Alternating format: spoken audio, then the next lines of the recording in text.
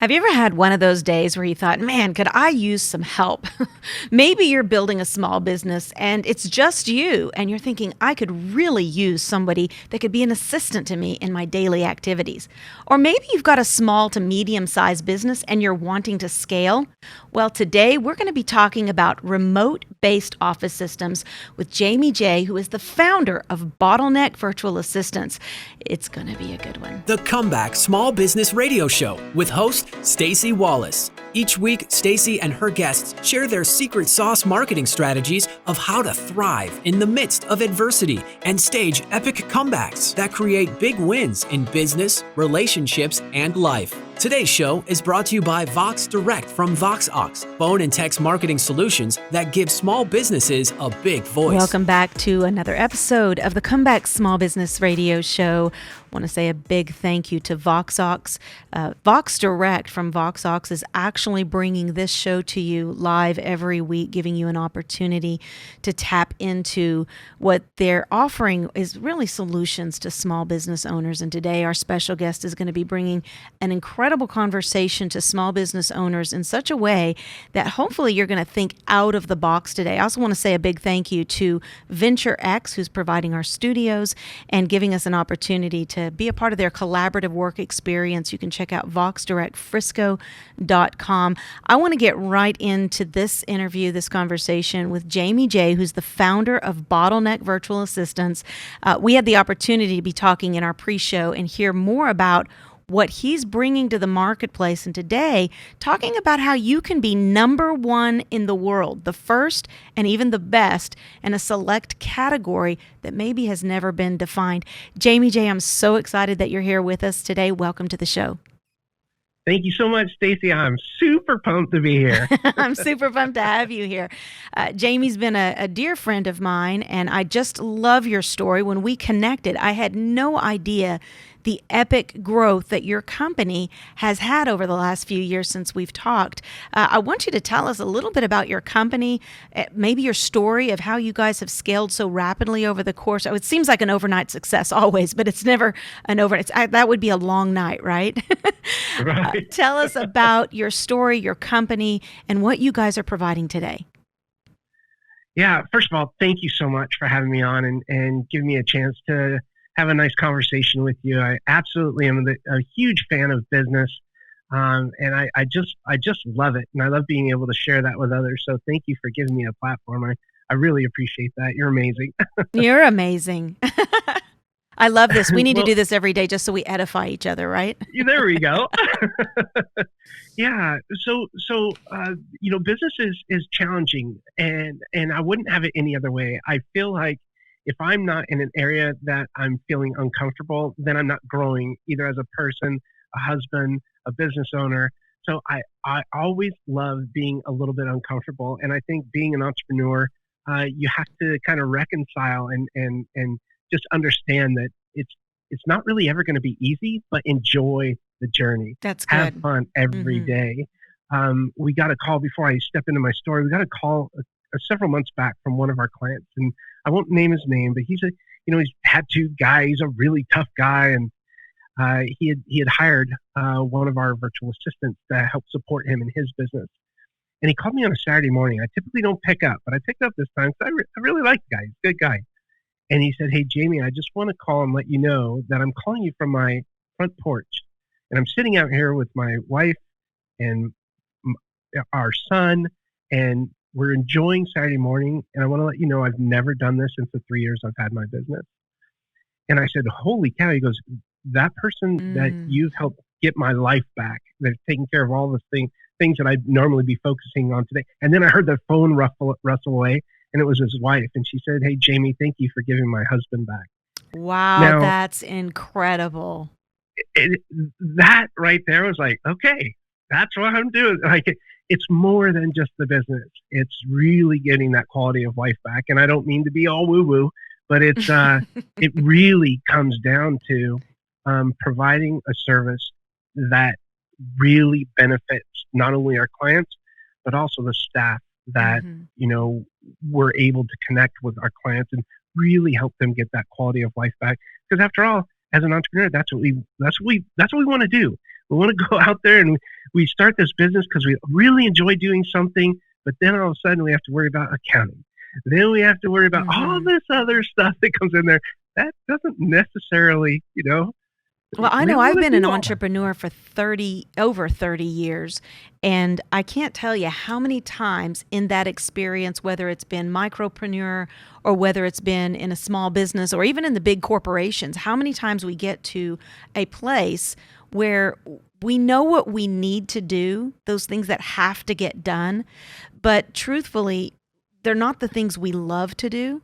And so if an executive or a business owner spends their time on those things, then what happens is you actually have emotional decay where it feels like drudgery and heaviness because you're having to do all those menial things, not that they're not important, but they're things that someone else could be doing for you, but just because you're trying to be that monkey with the tambourine and the harmonica and the drum set, you're doing everything. And your company has actually come up with a solution for that and doing it in an economical way that anyone can do it. Tell us about what you're offering.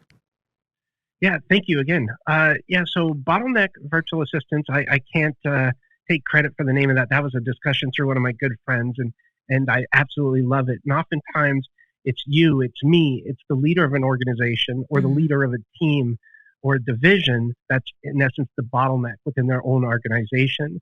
And so basically what we do is we try to help stop the bottleneck in other people's businesses. We try to help them avoid the tasks they're doing every day that's getting in the way of them doing their best work. And we do that through leveraging what we call, we're the world's first, by the way, dedicated distant assistant company, which we are able to leverage the strength of hiring or outsourcing remote-based distributed workforce or virtual assistants, as many people refer to them as, so that they can take away all the responsibilities that someone is doing that's taking up their time that they really don't need to be spending their time on, checking emails or setting up their schedules, arranging for travel, all that stuff that's really time consuming. It's an opportunity for you to say, you know what, I'm okay. I feel comfortable enough with this to delegate these tasks to someone else who can do them. And here's the key: 80% as good as me or better, because they're never going to be us, right? But as long as you have a good workflow, a process, or a system in place to where there's a training mechanism in place, you can feel comfortable in delegating those tasks because they're actually going to take those tasks that you do every single day, and you just give that to somebody else to take over, to free up your time to talk to Stacey Wallace, to, go to these events, to, hey, I need to take a break. I'm going to go on a fishing trip for 10 days. Or Come I'm on going to go now. to the Now lake we're for a couple talking. days, Sold. Yeah, recharge the batteries. Is this an economical approach to finding that type of assistance that you need? Yeah. So it is an economical approach, but I think first and foremost, every single hire is an investment. I do not associate in my 16 years, almost 16 years of doing this. I consider it an investment, not a cost. For every time I hire somebody, it makes the company more productive. So the bottom line increases based on that hiring, as long as you do it efficiently. And I think that's one of our big differentiators here at Bottleneck. We actually help people learn how to hire and hire smart. According to an article in Glassdoor, it costs $4,129 just to hire somebody in the United States on average. To fire somebody, it costs up to 9 months' salary. Right. This is crazy. Some organizations, when they're hiring W-2 employees, have to pay up to 75% of that workers' compensation for up to 6 months. And they're not even there. It's so crucial to make sure that when you hire somebody, that you hire somebody and you do it the right way. And we do it in 3 steps. We do a delegation roadmap, we do job roles and responsibilities, and then we set up meeting schedules and meeting agendas. And we have templates for all of that to help our clients out. And all this is done before you even hire anybody. And it's a really good way of aligning yourself or putting yourself in the best position, I guess you could say, in order to hire effectively and efficiently. It's such a great concept, especially knowing how right now the world has pivoted into work from anywhere environment, which means we are doing more. Maybe not, we don't have more time, but we're certainly having to pack more into our days when we've got kids around and we've got actually activities that we didn't have in our workday. some people who would say, I don't really need an assistant. I think a lot of people today are saying, oh God, help me, I need assistance.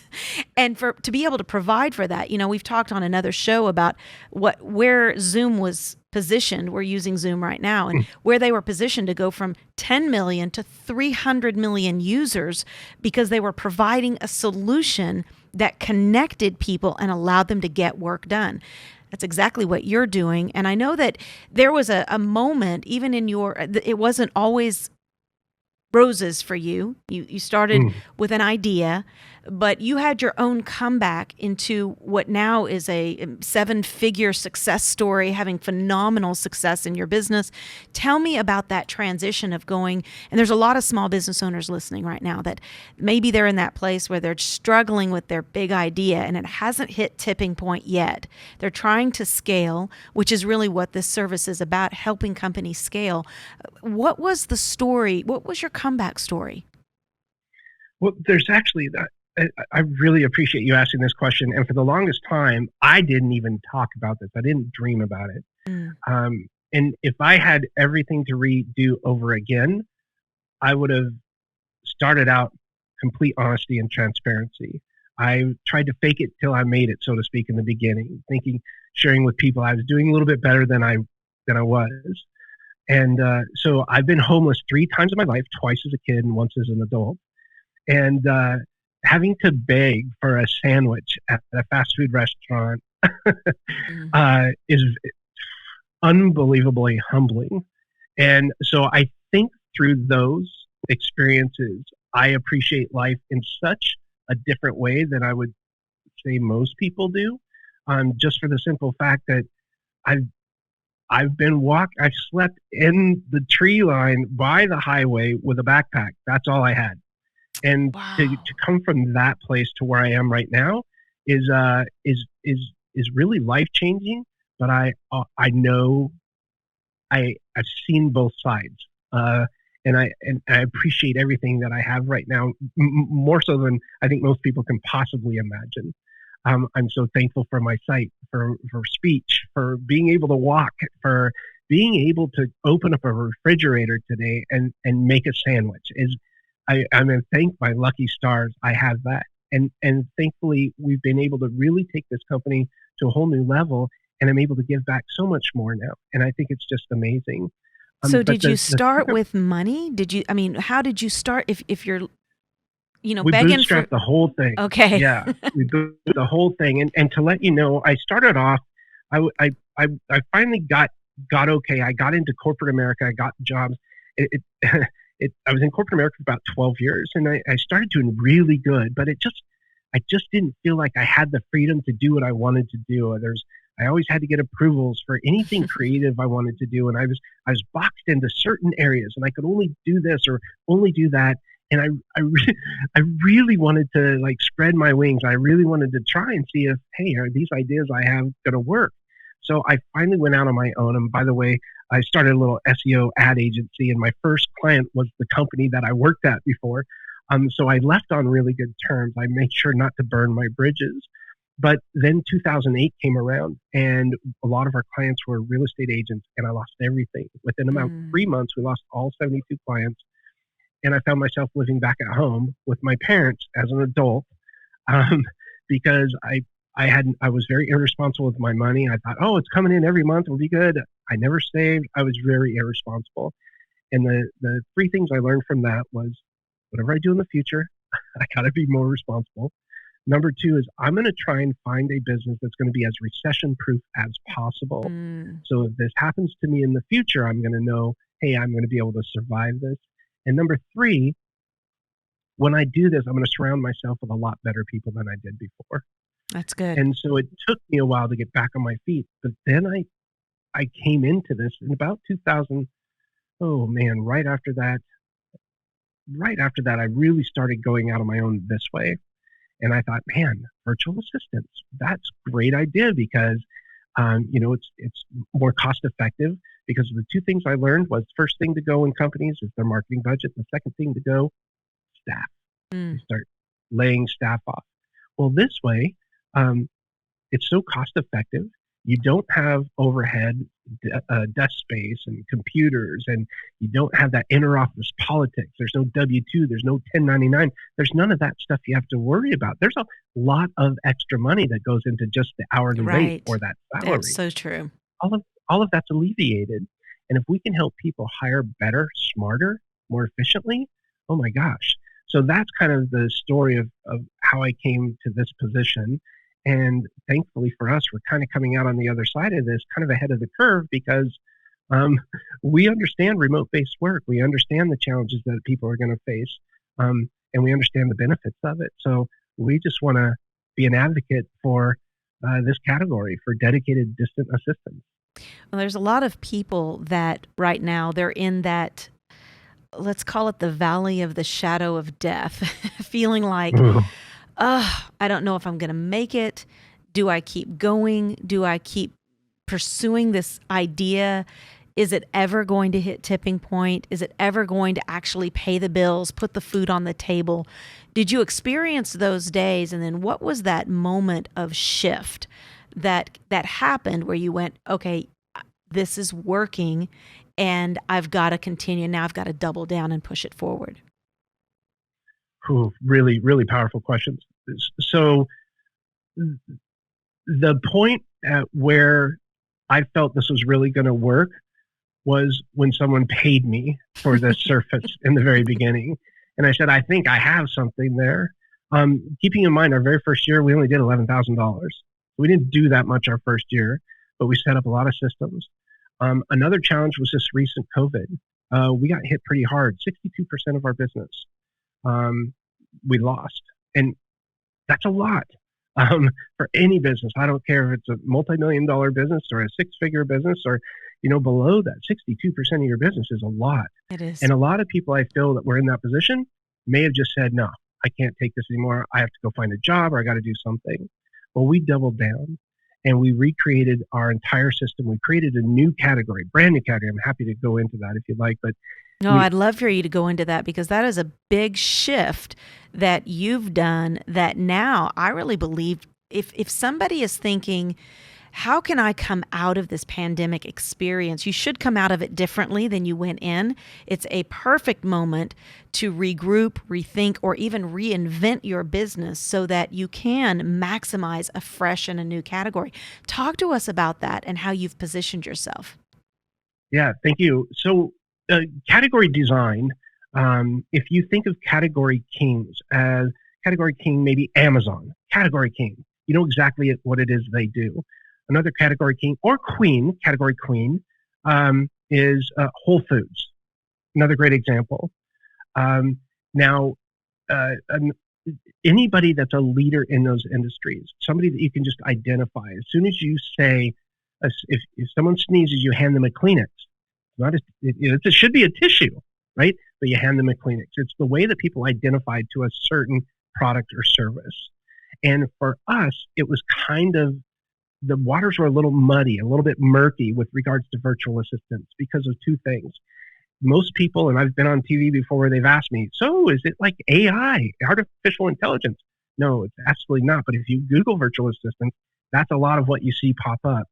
And then the other aspect of it is it's more transactional based. So you may go to sites like Fiverr or Upwork where you never really meet the person you're working with, but you can hand them a task, and they'll do something for you.